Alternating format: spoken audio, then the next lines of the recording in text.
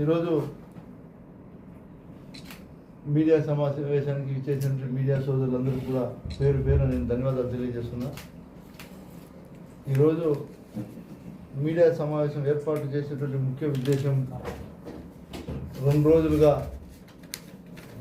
మన నియోజకవర్గంలో ఉన్నటువంటి శాసనసభ్యులు వారు మీ ఊరికి మీ ఎమ్మెల్యే అనే కార్యక్రమం ఏదో నేను ఒక పాంప్లెట్ రూపాన చూశాను. సరే, ఎవరైనా సరే శాసనసభ్యుడిగా ఉన్నప్పుడు కార్యక్రమాలు అనేక పేర్లు పెట్టుకొని గ్రామాల్లోకి వెళ్ళడం, ప్రజల సమస్యలు పరిష్కరించడం కామన్ కాబట్టి దాన్ని మంచిగా కూడా మేము కూడా అనుకున్నాం. కాకపోతే 22 నెలలు గుర్తుకు రాని ప్రజలు ఈరోజు ఎందుకు గుర్తొచ్చారా అనేది మా ప్రశ్న. మనకు ప్రజలు మ్యాండేట్ ఇచ్చి మనల్ని గెలిపించిన తర్వాత మనం ప్రజల్లో ఉండాల్సినటువంటి బాధ్యత మంది. అది మంచి కానీ చెడు కానీ ఏమి అన్నిటికీ కూడా మనం ఉండాలి. ఎక్కడా కూడా 22 నెలలు ప్రజల్లోకి వచ్చినటువంటి దాఖలాలు లేవు. మీడియా సోదరులందరికీ కూడా మీకు కూడా తెలుసు, ప్రజలందరికీ కూడా క్లియర్గా అది తెలిసిన విషయమే. కాకపోతే నేను మొన్న ఒక ఛానల్లో వచ్చింది, సాక్షాత్తు ముఖ్యమంత్రి చంద్రబాబు నాయుడు గారే పిలిచి లెఫ్ట్ అండ్ రైట్ ఎత్తి అసలు నీ కథేమి, నువ్వు నియోజకవర్గ ప్రజలను పట్టించుకోకుండా ఇలా ఉంటే ఆల్టర్నేట్ క్యాండిడేట్ని చూసుకోవాల్సి వస్తుంది అని కూడా చెప్పారా, లేదు ఇంకేమైనా చెప్పారా అని సస్పెన్స్గా టీవీ ఛానల్స్లో వచ్చింది, నేను చూడటం జరిగింది. కాబట్టి అది వాళ్ళ విజ్ఞతకే వదిలేస్తారు. ఎందుకంటే వాళ్ళ పార్టీ వాళ్ళ క్రమశిక్షణలో పెట్టాలనో లేదంటే దండించాలనో, ఎందుకంటే వాళ్ళ బంధం అలాంటిది కాబట్టి వాళ్ళు ఏదైనా చెప్పిండొచ్చు అని కూడా అనుకుంటున్నా. దీంట్లో వీళ్ళు గ్రామాల్లో తిరగడం మాకేం అభ్యంతరకరంగా లేదు. ఎందుకంటే ఎవరైతే అధికార పార్టీ ఉంటారో వాళ్ళు అధికారులతో కలిసి వెళ్ళి గ్రామాల్లో ఉన్నటువంటి సమస్యలు పరిష్కరించారు. కాకపోతే ఇక్కడ మీరు అందరూ గమనించాల్సిన విషయం నేను ఒకటే తెలియజేస్తా ఉన్నా, ఏ గ్రామంలో అయినా సామాన్య ప్రజల ఇంటికి వెళ్ళినటువంటి దాఖలా ఉందా ఈ 3 రోజుల పర్యటనలో?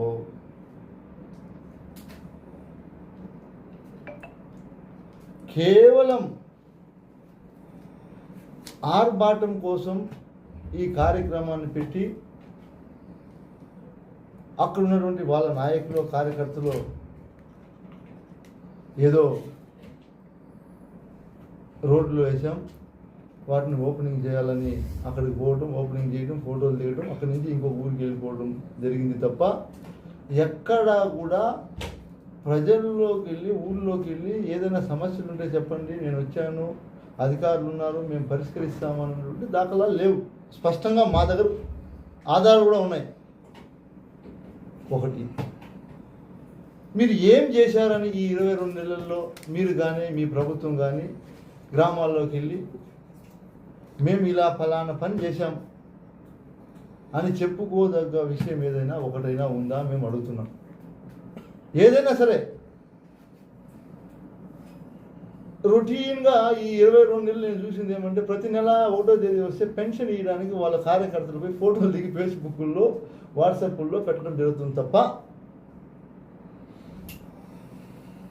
మీ నాయకుడు చంద్రబాబు నాయుడు గారు ఆ రోజు ఎన్నికల ముందు ఇచ్చినటువంటి హామీలు కావచ్చు, సూపర్ 6లో ప్రజలు దాని మీద ఎంత అసంతృప్తితో ఉన్నారు మీరేమైనా అసలు గమనించారా? ఊళ్ళోకి వెళ్ళి మీ ప్రభుత్వం వచ్చినప్పటి నుంచి మీరు ఇచ్చినటువంటి సూపర్ 6 హామీల వల్ల నష్టపోయి ప్రజలు మోసపోయి ఈరోజు ఎంత ఇబ్బందులు పడుతున్నారనేది ఏమైనా కనీసం గమనించారని అడుగుతున్నా. ఇదే కాకుండా 22 నెలలైంది కదా ఈ ప్రభుత్వం వచ్చి.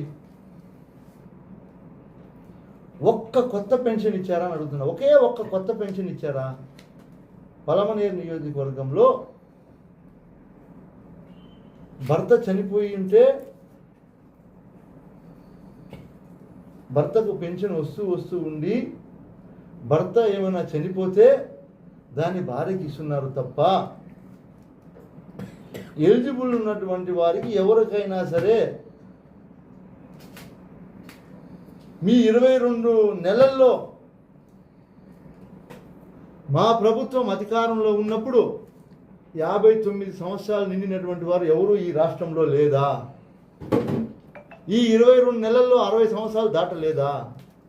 60 సంవత్సరాలు దాటిన వారికి మనం పెన్షన్ ఇవ్వాల్సినటువంటి బాధ్యత రాష్ట్ర ప్రభుత్వంది కాదా? నేను అడుగుతున్నా. ఏమీ చేయకపోగా ఆర్భాటం కోసం ఏదో హైకమాండ్ మందలిచ్చిందనే ఒక దీంతో ప్రజల్లోకి రావడం అనేది కరెక్ట్ కాదనేది నా ఆవేదన నేను వ్యక్తం చేస్తున్నా.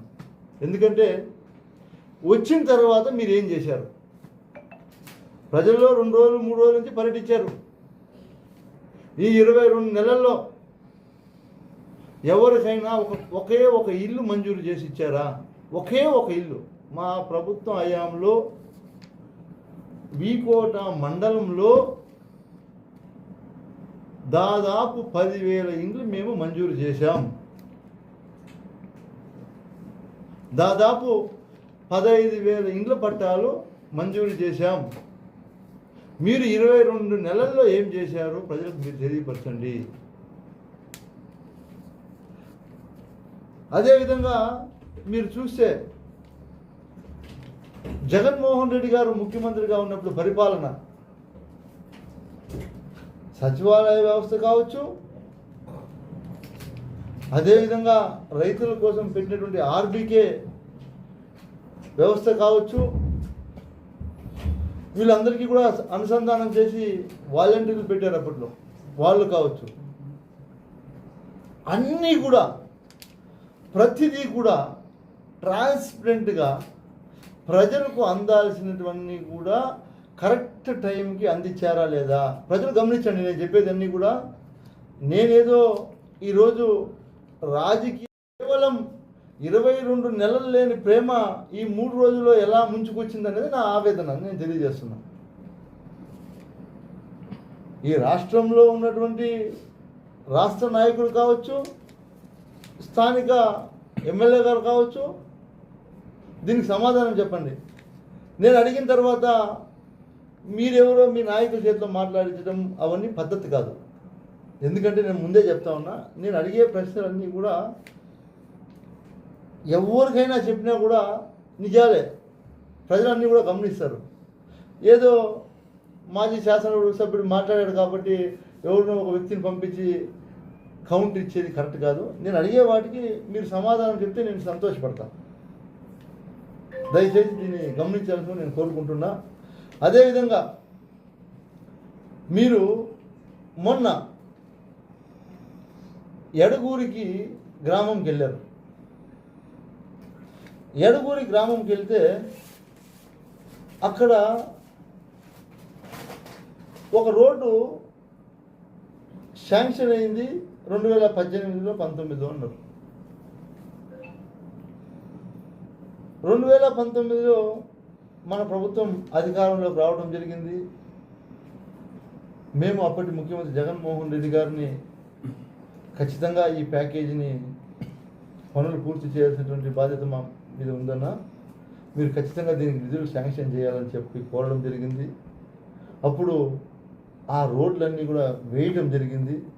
వేసి నేను శాసనసభ్యుడిగా, మీరు అందరూ గమనించాలి ఈ విషయం, నేను శాసనసభ్యుడిగా ఉన్నప్పుడే ఈ రోడ్డుని ఓపెన్ చేశాం. 27వ తేదీ డిసెంబర్ 2022. మీరందరూ గమనించండి.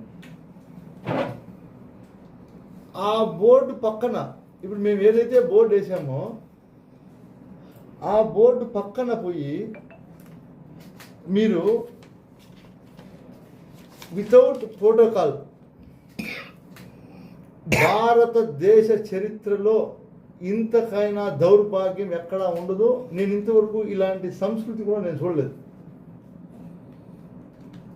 వీళ్ళు వెళ్ళి మా ప్రభుత్వంలో మేము రోడ్లు వేయించి మా ముఖ్యమంత్రి గారి దగ్గర అప్పట్లో నిధులు రాజేసి కాంట్రాక్టర్కి ఇప్పించి నేను పోయి ఎమ్మెల్యే హోదాలో ఓపెన్ చేసిన రోడ్డుకి వాళ్ళు వెళ్ళి శిలాఫలకం వేయడం ఎంతవరకు కరెక్ట్ అని నేను ఆయన అడుగుతున్నా.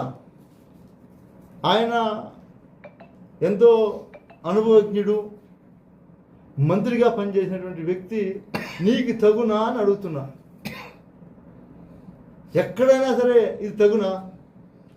గతంలో మీరు గమనించాలా, ఇదే పెద్ద మనిషి ఒక మాట మాట్లాడేటప్పుడు మీకు అందరికీ కూడా గుర్తుందో లేదో నాకు ఇప్పటికీ ఆయన మాట్లాడినటువంటి మాట కళ్ళకు కట్టినట్టుంది. మీకు అందరికీ కూడా విజువల్స్ చూపిస్తా. కష్టపడి మీరు చేసింది తప్పదు అంతే. మేము 22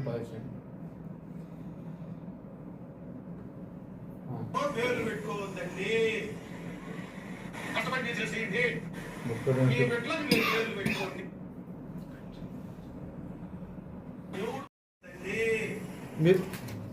మీరు దాన్ని పూర్తిగా వినాలా, ఎందుకంటే భలే బాగా ఆయన చెప్పాడు. లేదు, పొడిసింది లేదు. ఎవడు పుట్టించిన బిడ్డలకో పేర్లు పెట్టుకోవద్దండి.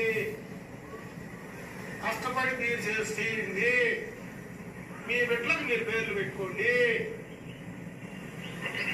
అది నేను చెప్పేది. ఫైనల్గా అంటే గతంలో మేము ఒక రోడ్డు ఓపెన్ చేస్తే మా ప్రభుత్వంలో, అది కూడా మా ప్రభుత్వంలోనే రోడ్డు ఓపెన్ చేసి మా ప్రభుత్వంలోనే నిధులు ఇస్తే ఆ పెద్ద మనిషి మాట్లాడినటువంటి మాట ఈరోజు మీరు తలకాయ ఆడ పెట్టుకుంటారు అని అడుగుతున్నా నేను. ఎందుకంటే నేను ఆ పదం నేను వాడకూడదు, ఎందుకంటే నాకన్నా వయసులో పెద్దోళ్ళు కాబట్టి ఆయనకి ఇచ్చే గౌరవం మేము ఖచ్చితంగా ఎప్పుడు ఇస్తాం. ఇవన్నీ కూడా అది కూడా వితౌట్ ప్రోటోకాల్ ఎంత బాగా చేశారంటే, ఆంధ్రప్రదేశ్ ప్రభుత్వము పంచాయతీరాజ్ శాఖ కేపీ రోడ్ నుంచి ఎడగూరి వరకు నిర్మాణము, ఎడగూరికి పోదాం, దానమేగరపల్లికి పోదాం, ఎవరు ఎమ్మెల్యేగా ఉన్నప్పుడు రోడ్డు వేసారో అడుగుదాం. ప్రజలు చెప్తారు కదా, ఓన్లీ ఎలక్షన్ అప్పుడు మాత్రమే పార్టీలు మాకి. ఈరోజు రోడ్డు లేకపోతే నాతో తెలుగుదేశం వాళ్ళు మాట్లాడతారు, వైఎస్ఆర్ కాంగ్రెస్ పార్టీ వాళ్ళు మాట్లాడతారు, బీజేపీ వాళ్ళు కూడా మాట్లాడతారు. వాళ్ళని అడుగుదాం అడిగిపోయి ఎవరు వేశారు రోడ్డు అని. వితౌట్ ప్రోటోకాల్ నిధులు ఏపీ ఆర్ఆర్పి ఈఏపీ గ్రాంట్స్ 2018-19 అంచనా 50 లక్షలు మంజూరు చేసిన వారు సిఎన్ అమర్నాథ్ రెడ్డి గారు, భారీ పరిశ్రమల శాఖ మంత్రి. ఇట్లైనా బోర్డు వేసుకుంటారా ఎవరైనా? మీరే చెప్పండి, ఎవరైనా ఇలాంటి బోర్డు వేసుకుంటారా? ఎక్కడైనా ఆనవాయితీ ఉందా? ఇదే నా చంద్రబాబు నాయుడు గారు నేర్పించింది. ఇది ఒక పక్కన పెడితే, ఇంకొకటి బోడుగుట్లపల్లి పంచాయతీలో కనీసం జిల్లా కలెక్టర్ పేరు వేసేదానికి కూడా నోచుకోలేదా కలెక్టర్? ఎవరైనా కానీ నేను చెప్పేది, ప్రోటోకాల్ అనేది ఒక సిస్టమ్. జిల్లా కలెక్టర్ గారి పేరు కూడా లేదు. సర్పంచ్లు పదవి అయిపోయి ఎన్ని రోజులైంది? సర్పంచ్ హోదా తెగిపోయి ఎన్ని రోజులైంది? సర్పంచ్గా పెరిగేసి ఎన్ని రోజులైంది? 2వ తేదీకి సర్పంచ్లు పదవి విరమణ అయిపోయింది కదా. ఇది ఎన్నో తేదీ ఓపెన్ చేశారు? 9వ తేదీ ఓపెన్ చేశారు. ఈడ కింద ఏమని రాశారు? విశ్వనాథ్ సర్పంచ్ అని రాశారు. ఇది మీకు తగునా? ఇట్లాంటివేనా మీరు చేసేది? ప్రజలు ఇవన్నీ గమనించరా అని అడుగుతున్నా నేను.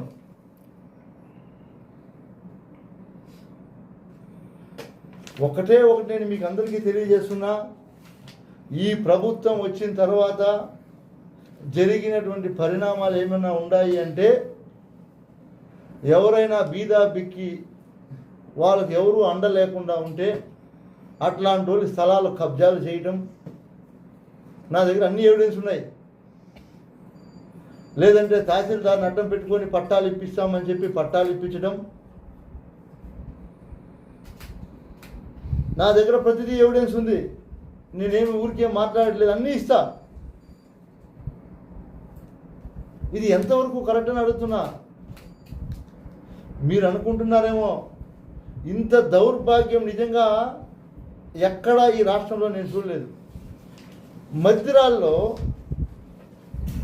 మద్దిరాళ్ళ మేము ఓపెన్ చేసినటువంటి రోడ్డు శిలాఫలకం ఏదైతే ఉండిందో దాన్ని పగలగొట్టి వీళ్ళ బోర్డు వేసుకున్నారు.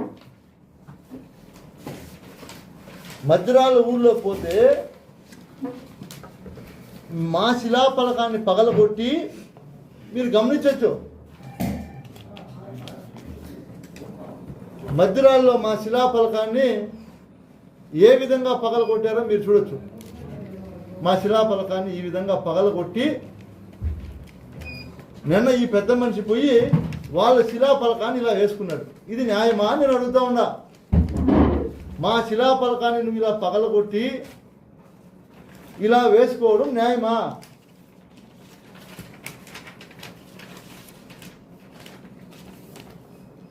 చూడండి,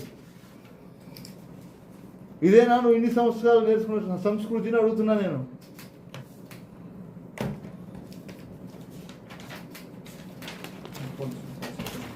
ఆ రోజే మేము కంప్లైంట్ చేయడం జరిగింది.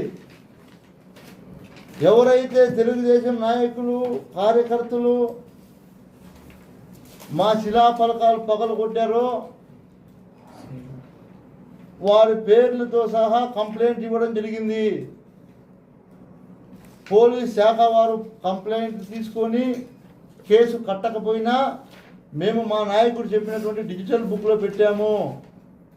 ఖచ్చితంగా మీకు రాబోయే రోజుల్లో కఠిన చర్యలు తప్పవు. మీరు ఎంత విర్రవీగారో ఉప్పు తిన్నమ్మా నీళ్లు తాగాలని ఒక సామెత ఉంది. అట్లా మీరు ఎంత విర్రవీగారో దానికి చెల్లించే రోజు దగ్గరలోనే ఉంది అని కూడా మీకు తెలియజేస్తా ఉన్నా. ఎందుకంటే మేము ఎన్నో అభివృద్ధి కార్యక్రమాలు చేసినా ఎక్కడా కూడా ఇలాంటి సంస్కృతిని మేము ప్రోత్సహించలేదు.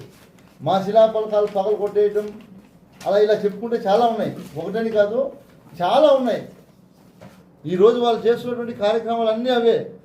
నేను ఎగ్జాంపుల్కి మాత్రమే 2-3 చూపించాను. నాయకనేరులో ఉన్నాయి, మన బైరుపల్లి పంచాయతీ అన్నీ, సుద్దుల కుప్పంలో ఈరోజు మీరు పోయి చూస్తే మా శిలాఫలకం పాల్గొట్టేశారు. ఇవన్నీ కూడా మంచి పద్ధతులు అని అడుగుతా ఉన్నా. ఈ ప్రభుత్వం వచ్చిన తర్వాత మీరందరూ కూడా గమనించండి. నేను కూడా వీకోట జెడ్పీ హై స్కూల్లో చదువుకున్న వాడిని. వీకోట మండల ప్రజలారా మీరందరూ కూడా గమనించండి. అదేవిధంగా బైరెడ్డిపల్లి మండలంలో కూడా జరిగింది. జెడ్పీ హై స్కూళ్ళల్లో ఎవరైనా సరే బుద్ధి ఉన్నవాడు కోట్ల విలువ చేసే భూమిని కాంప్లెక్స్లు కట్టి, అంటే అంగిడి రూములు కట్టి వాళ్ళ కార్యకర్తలకు ఇచ్చుకునే కార్యక్రమం చేస్తాడా? నేను అడుగుతా ఉన్నా. చేయొచ్చా? అలాంటి పనులు చేయొచ్చా? భావితరాల భవిష్యత్తు ఆ పాఠశాల, ఆ భావితరాల భవిష్యత్తుని నాశనం చేయాలనుకోవడం మీ ఆలోచన కరెక్టా? నేను అడుగుతా ఉన్నా. ఆ రోజు నేను మీటింగ్లో చెప్పడం జరిగింది. వాళ్ళందరూ కూడా టెండర్లు పిలిచి వర్క్ గ్రౌండ్ చేయాలంటే మీరందరూ కూడా సోదరులు గమనించారు. నేను పొలంనేరు మీటింగ్లో ప్రసంగించడం జరిగింది. ప్రసంగించిన తర్వాత కొంతమంది తోపులు తురుములు కూడా తగ్గేదే లేదు. ఈడ ఉండేది అమరన్న, ఆడ ఉండేది విద్యాశాఖ మంత్రి మా లోకేష్ అన్న, మేము కట్టేది అని కూడా మాట్లాడారు. ఆఖరికి హైకోర్టు ముట్టికాయలు వేస్తే, హైకోర్టు వచ్చి ముట్టికాయలు వేస్తే ఆ తర్వాత జిల్లా పరిషత్ చిత్తూరు నుంచి వాళ్ళు పంపించారు నోటీసు, మీరు పనులు ఆపండి అని. అంటే అసలు మీ ఉద్దేశం ఏంటి? మీరు ఏం మెసేజ్ ఇస్తున్నారు ప్రజలకి?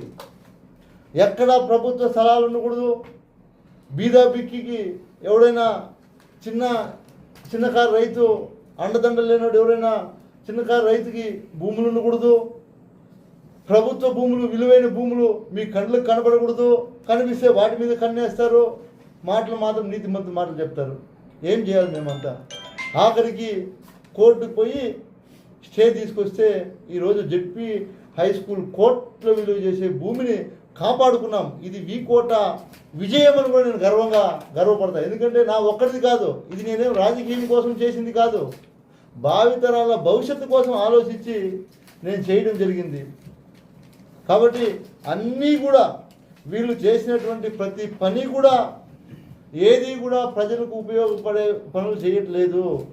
కేవలం వాళ్ళ కార్యకర్తలు ఈ మధ్య నాకు వస్తున్నటువంటి సమాచారం మేరకు ఊళ్ళల్లో ఎవరు కూడా, చెప్పాను ఇంతకు ముందే, ఎవరు కూడా చిన్నకారి రైతులు లేదా సాదాసీదా బీదా బిక్కి ఉన్నటువంటి వారికి భూములుంటే వాటిని తహసీల్దార్ని పంపించి బెదిరించడం, మీకు దీంట్లో హౌస్ పట్టాలు ఎత్తేస్తామనడం, లేదంటే అలా ఇలా బెదిరించడం, ఇలాంటి కార్యక్రమాలు చేస్తున్నారు. ఖచ్చితంగా ఇది మంచి పద్ధతి కాదు. నేనే నేరుగా రావాల్సి వస్తుంది. ఖచ్చితంగా బాధితులందరికీ కూడా అండగా నేను వస్తాను. ఖచ్చితంగా నేను మీకు తోడుంటానని కూడా నేను భరోసా ఈ మీడియా ద్వారా ఇస్తున్నా. కాబట్టి ఏదైతే మేము మిమ్మల్ని అడుగుతున్నామో వాటికి మీరు సూటిగా సమాధానం చెప్పాలా. డొంక తిరుగుడు సమాధానాలు వద్దును కూడా నేను మిమ్మల్ని కోరుకుంటున్నా. నేను అడిగినటువంటి ఏదైతే ప్రశ్నలు ఉన్నాయో వాటికి